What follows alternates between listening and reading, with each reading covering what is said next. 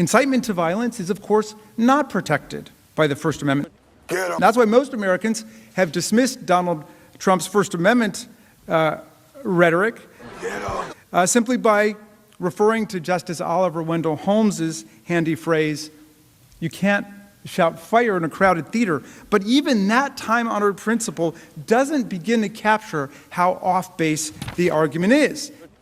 This case is much worse than someone who falsely shouts fire in a crowded theater. It's more like a case where the town fire chief, who's paid to put out fires, sends a mob not to yell fire in a crowded theater, but to actually set the theater on fire.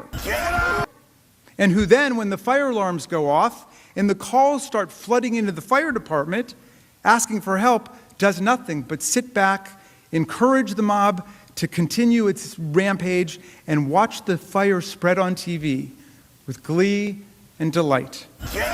So then we say this fire chief should never be allowed to hold this public job again, and you're fired and you're permanently disqualified, and he objects.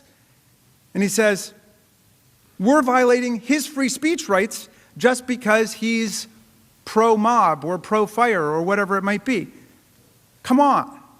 I mean, you really don't need to go to law school to figure out what's wrong with that argument. Gentlemen, if you don't mind, I'd like you to sit down. I would like to continue.